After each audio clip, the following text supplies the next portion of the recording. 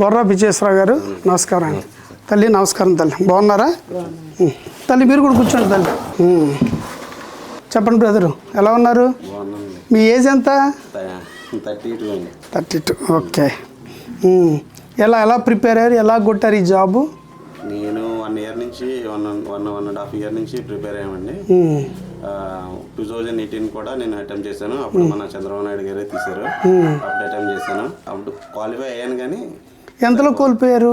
ఒక 1 మార్క్లో కోల్పోయాను. అప్పుడు 1 మార్కులో అప్పుడు 1 మార్క్లో జాబ్ కోల్పోయేసరికి ఈసారి ఎప్పుడు వచ్చినా సరే మనం కంపల్సరీ అనుకున్నాం. గత ప్రభుత్వంలో అసలు అలా పోస్టులు అనేది తీయలేదు, రావట్లేదు. ఇంకా అయిపోయింది, మన గవర్నమెంట్ జాబ్ చరిత్ర అయిపోయిందని అనుకున్నాం. అనుకోకుండా మన చంద్రబాబు నాయుడు గారు రాగానే మంచిగా ఎక్కువ పోస్టులు పీడీ పోస్టులు తీయడం. ఒక 1 ఇయర్ నుంచి పీఈటీ ఇప్పుడు మీరు? అవునండి. ఓకే. యాక్చువల్గా మాది పీఈటీని ఈ గవర్నమెంట్ ఏం చేసిందంటే డైరెక్ట్ పీఈటీలు వద్దు, మనకి ఫిజికల్ డైరెక్టర్ల కింద పోస్టింగ్ ఇద్దాం, స్కూల్ అసిస్టెంట్ పోస్టింగ్ ఇచ్చేద్దాం వాళ్ళకి. వాళ్ళు హై స్కూల్లో చేస్తున్నప్పుడు వాళ్ళని ఎలిమెంటరీ టీచర్స్ కింద ఎంచి చూడాలి మనం అని చెప్పి డైరెక్ట్ స్కూల్ అసిస్టెంట్ క్యాడర్తో మాకు ఈ గవర్నమెంట్ మాత్రమే మాకు direct physical director post directing ఇచ్చేసింది. ఓకే. పీఈడీ ఇప్పుడు మీరు ఫిజికల్ ఎస్ఏపిఈ అని ఫిజికల్ ఎడ్యుకేషన్ టీచర్ ఇచ్చేసారు. ఓకే. దీనికి కూడా written exam, DSC exam, direct DSC exam. Okay. TET మాత్రం ఉండదు, డైరెక్ట్ డిఎస్సి రాస్తారు. డిఎస్సిలో క్వాలిఫై అవ్వాలి మెరిట్ ప్రకారం. మళ్ళీ నేను ఈ మండలంలోనే వచ్చింది, నాకు ఒక్కడికే వచ్చింది పీడీ పోస్ట్. Okay okay. చాలా మంది రాశారు కానీ నాకు ఒక్కడికే వచ్చింది పీడీ పోస్ట్. Okay okay. మీకు ఇందులో స్పోర్ట్స్ కోటా ఉండదా? స్పోర్ట్స్ కోటా ఉంటుందండి. స్పోర్ట్స్ కోటా ఉన్నా కానీ అది స్పోర్ట్స్ కోటా పోస్టుల్లో మీరు స్పోర్ట్స్ కోటాలో రాలే, మీరు మెరిట్ కోటాలోనే వచ్చారు. మెరిట్ కోటాలోనే ఓపెన్ కేటగిరీలోనే వచ్చింది. Open category. Okay okay. Excellent. ఈ మన నియోజకవర్గంలో నాది third place. Okay. PD department. ఇప్పుడు మీరు ఎక్కడ చేస్తున్నారు? పోతవరం హై స్కూల్లో చేస్తున్నాను. ఇక్కడే నేను పోతవరం హై స్కూల్లో చదువుకున్నాను. ఓకే. కూడా పోతవరం హై స్కూల్లో. ఎక్కడ చదువుకున్నారు? అక్కడే పీడీగా చేస్తున్నారు. Good good. ఎట్లా ప్రిపేర్ అయ్యారు? మీ స్ట్రగుల్ ఏంటి? మరి ఇన్ని సంవత్సరాలు జగన్మోహన్ రెడ్డి గారి హయాంలో రిక్రూట్మెంట్ జరగలేదు. మరి అప్పుడు ఫ్యామిలీ ఏంటి, మీరు ఎలా చూసుకున్నారు? మరి మీ వ్యక్తిగతంగా మీరు ఎలాగ సర్వైవ్ అయ్యారు? ఫైనాన్షియల్గా ఇబ్బందిగానే ఉండేదండి. ప్రైవేట్ స్కూల్లో చేసేవాడిని. ఫైనాన్షియల్గా ఇబ్బందిగా ఉండేది. వాళ్ళు ఎన్ని మాట్లాడినా ఇంకా తన ఫ్యామిలీ గురించి చేయాలి కాబట్టి చేస్తూ, అలాగే మన గవర్నమెంట్ ఎప్పుడైతే నేను మెగా డిఎస్సి ఇస్తాను అని మన చంద్రబాబు నాయుడు గారు ఎప్పుడైతే చెప్పారో, ఇక అప్పటి నుంచి ఒక్కరోజు కూడా పండగని లేకుండా, చుట్టాలని లేకుండా, ఎవరితో సమాజం అనేది మనకు సంబంధం లేదు అనుకుని ఇక స్కూల్కి వెళ్తూ ఇంటి దగ్గర మార్నింగ్ ఈవినింగ్ 4:30కి లేచి 4:30 నుంచి చదువుకుంటూ మళ్ళీ ఈవినింగ్ 10:30, 11 వరకు చదువుకుంటూ అలా 1.5 మన గవర్నమెంట్ తీసే వరకు కూడా నేను ప్రిపేర్ అవుతూనే ఉన్నానండి. మేమే చూసుకుంటాం స్కూల్కి. అంటే ఇంటి దగ్గర మనం స్కూల్ మానేసి వేరే చోటకి వెళ్తే ఇంటి దగ్గర పోషణ ఇబ్బంది అవుద్దని. అంటే ఉద్యోగం మానడానికి లేదు, మా అంటే ఇంటి పోషణ ఇబ్బంది అవుద్ది. ఓ పక్కన ఉద్యోగం చేసుకుంటూ మరో పక్కన ప్రిపేర్ అవుతూ ఒక యజ్ఞంలో ఒక తపస్సులా చేసి.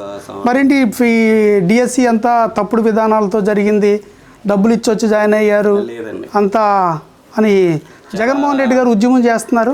చాలా పారదర్శకంగా అయితే జరిగింది ఇది. అంటే బయట వాళ్ళకి ఇది ఎవరికీ తెలియదు. ఆ అప్లికేషన్ పెట్టి దాంట్లో పాల్గొన్న వాళ్ళకి మాత్రమే తెలుస్తుంది. ఎందుకంటే బిఫోర్ ఎగ్జాము సర్టిఫికేట్, ఈ ఫేక్ సర్టిఫికేటా ఒరిజినల్ సర్టిఫికేటా అనేది వెరిఫై చేసుకుని సర్టిఫికేట్లు పెట్టించుకున్నారు.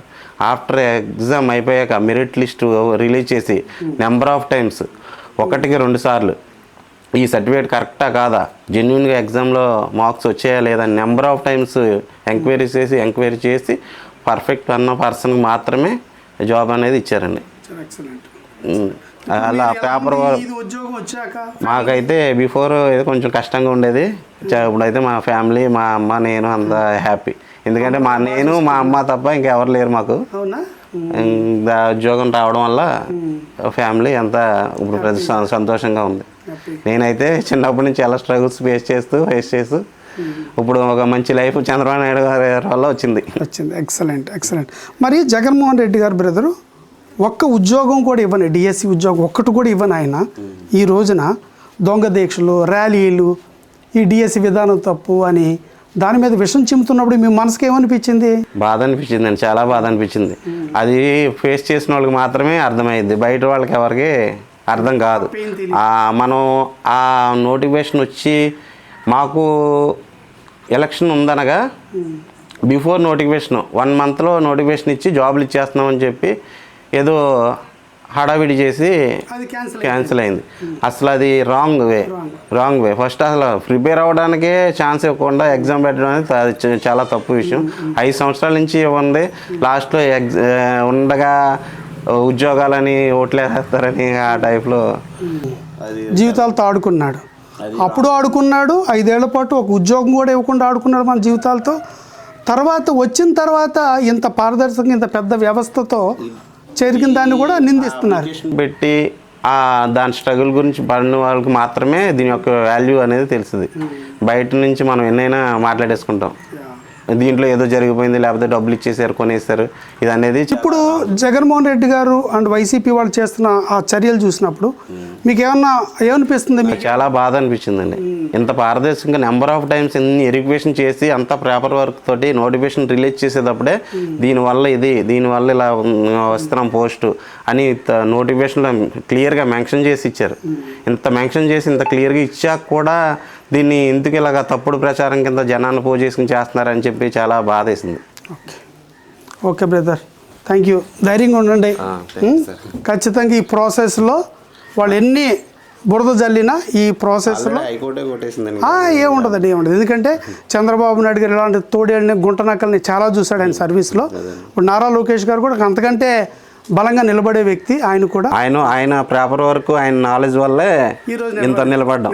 అసలు డిఎస్సి చరిత్రలోనే జాబ్ వచ్చిన తర్వాత జాయిన్ అయిన వాళ్ళు 2-3 ఇయర్స్ జాయిన్ అయ్యారు. అసలు ఈ హిస్టరీలోనే నోటిఫికేషన్ వచ్చిన వెంటనే జాబ్లో జాయిన్ అయ్యింది మేమే. అది కరెక్ట్.